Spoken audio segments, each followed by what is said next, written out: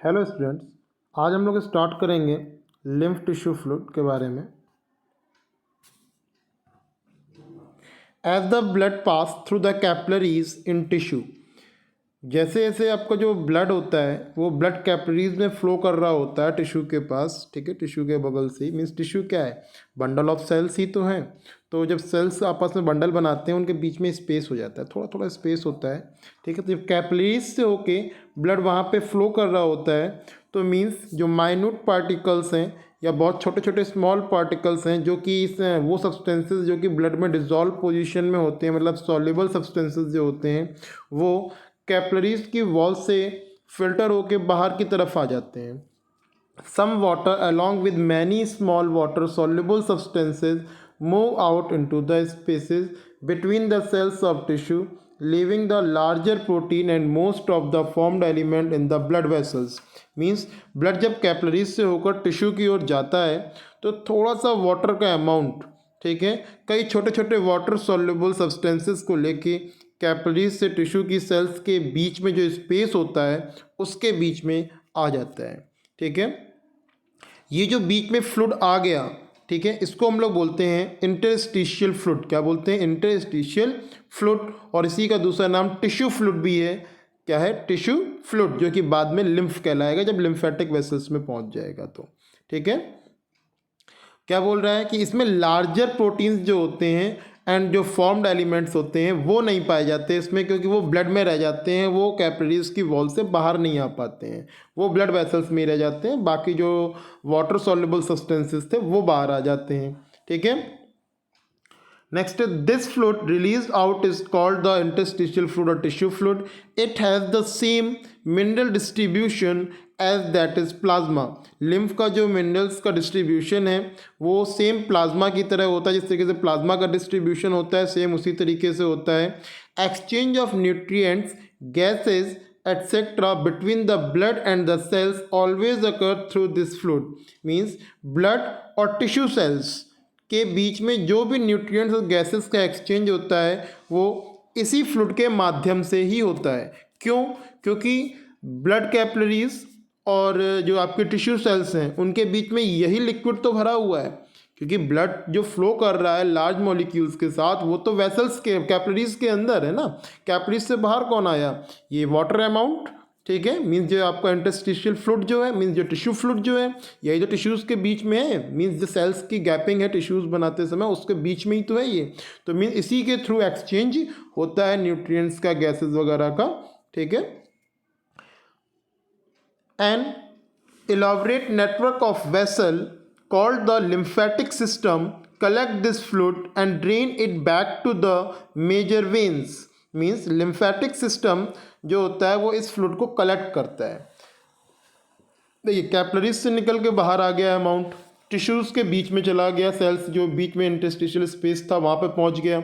वहाँ पहुँचने के बाद एक्सचेंज हो गया, कुछ गंदगी भी उसमें बाहर से आ गई, मीन जो सेल्स ने अपना रिलीज़ करी उसमें बाहर कार्बन डाइऑक्साइड वगैरह सब उसको दे दी तो वो बाहर आ गया। अब इसको कलेक्ट करने का काम भी तो कोई करेगा, तो वो कलेक्ट करने का काम कौन करता है? लिम्फेटिक सिस्टम करता है। इसको कलेक्ट करता है और वापस से बड़ी सी वेन में वापस भेज देता है। मीन्स घूम घाम के वापस से ब्लड में मिक्स हो जाएगा, वेन्स में पहुंच जाएगा।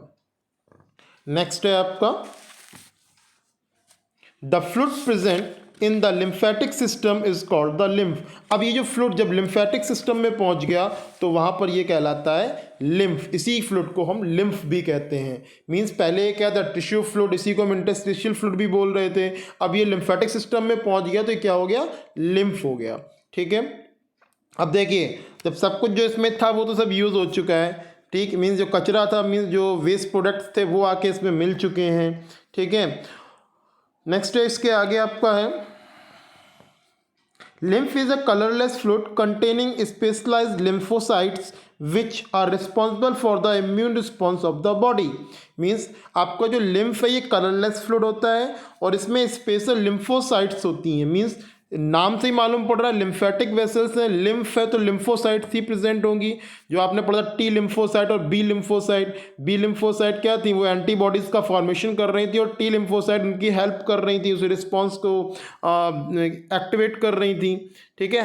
हेल्पर टी लिम्फोसाइट्स होती हैं और किलर टी लिम्फोसाइट्स होती हैं, ठीक है, टी सेल्स और बी सेल्स तो लिम्फोसाइट्स में ही तो हैं। और लिम्फोसाइट कहाँ है, लिम्फ में प्रेजेंट है। तो इस चीज़ का ध्यान रखना है कि जो लिम्फ है वो कलरलेस फ्लूइड होता है और इसमें स्पेशल लिम्फोसाइट्स प्रेजेंट होते हैं जो कि बॉडी के इम्यून रिस्पॉन्स के लिए रिस्पॉन्सिबल होते हैं।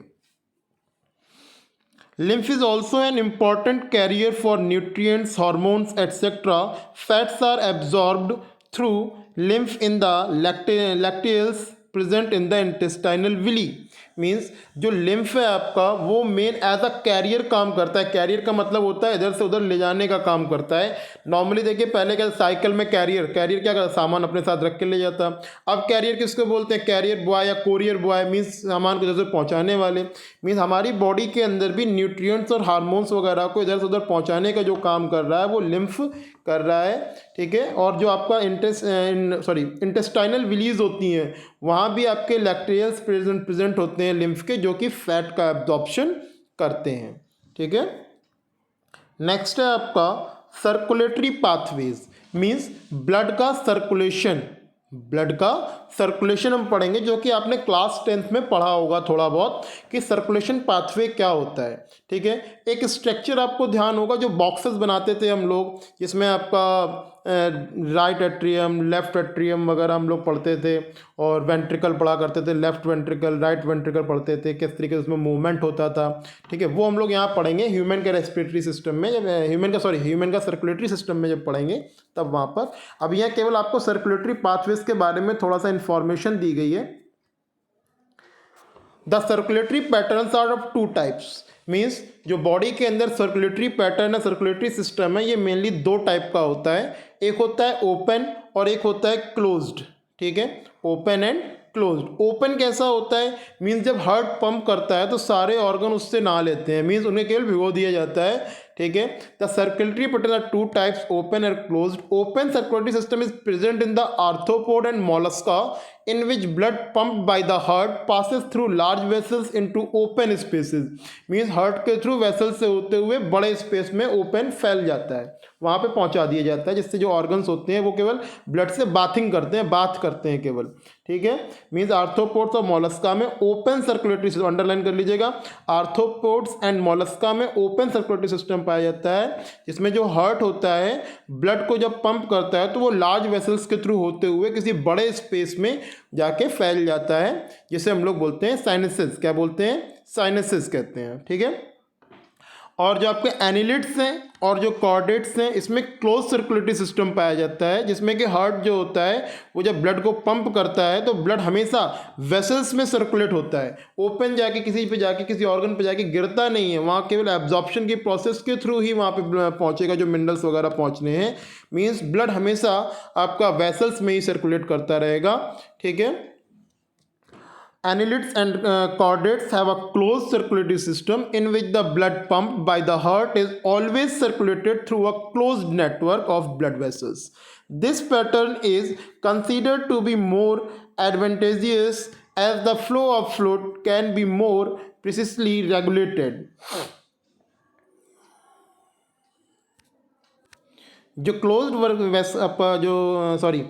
जो क्लोज्ड सर्कुलेशन होता है आपका, हमेशा इसको एडवांटेजेस माना गया है, क्योंकि इसमें जो फ्लूइड का फ्लो होता है ना वो आसानी से रेगुलेट किया जा सकता है। मीन्स आप मान लीजिए टेबल पे पानी फैल गया तो क्या आप उसको रेगुलेट कर पाओगे, कंट्रोल कर पाओगे? अब पता नहीं किस तरफ फैलेगा, आप एक तरफ से कंट्रोल करोगे वो दूसरी तरफ फैल जाएगा, तीसरी तरफ कंट्रोल करोगे वो अगली तरफ से फैल जाएगा।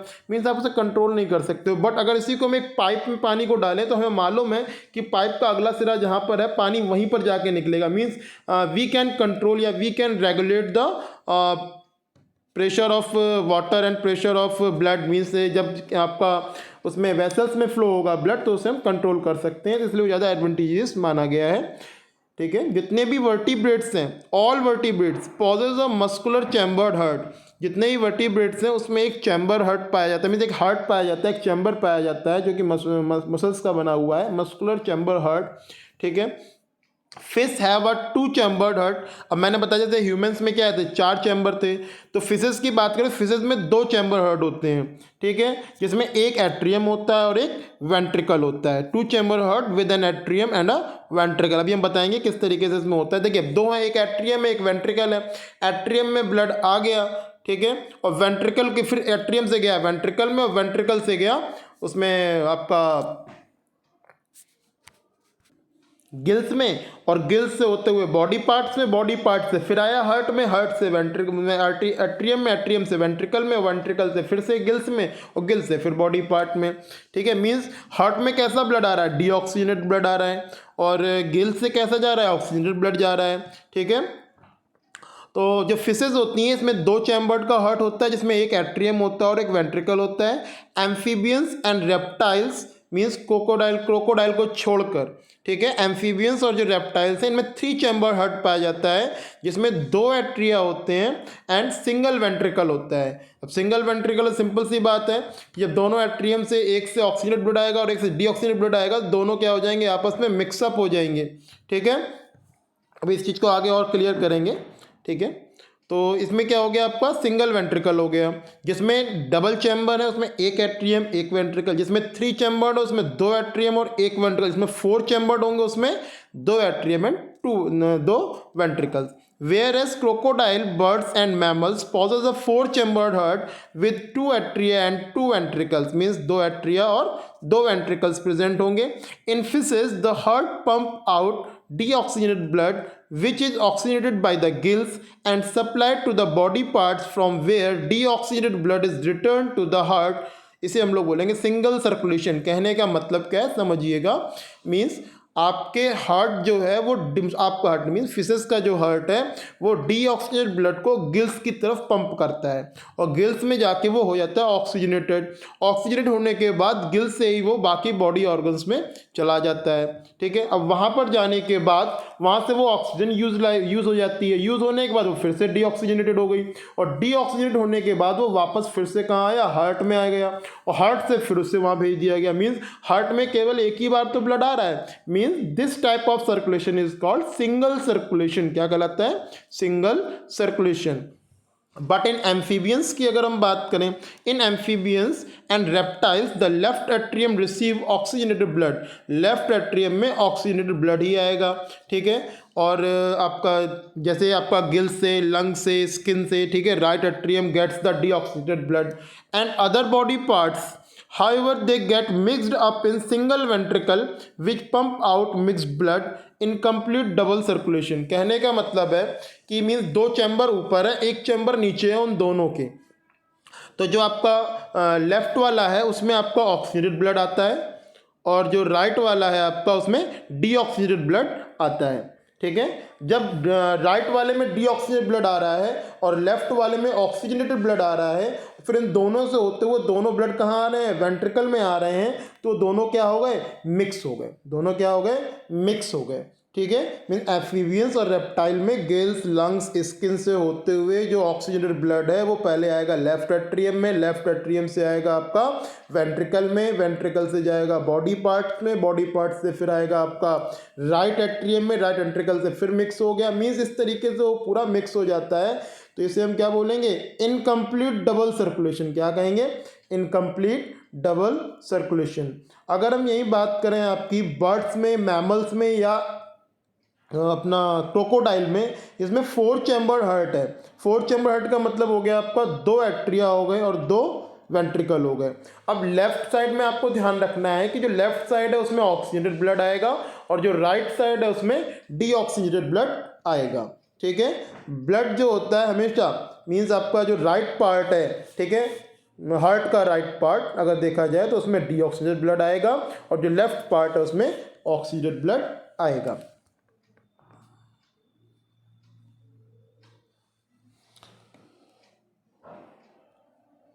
वेंट्रिकल जो होता है आपका, मीन्स 2 वेंट्रिकल हैं, तो बीच में एक सेप्टम होता है, इसको डिटेल में पढ़ेंगे हम ह्यूमन सर्कुलेटरी सिस्टम में। तो इस वीडियो में इतना ही, नेक्स्ट वीडियो में हम लोग ह्यूमन सर्कुलेटरी सिस्टम स्टार्ट करेंगे।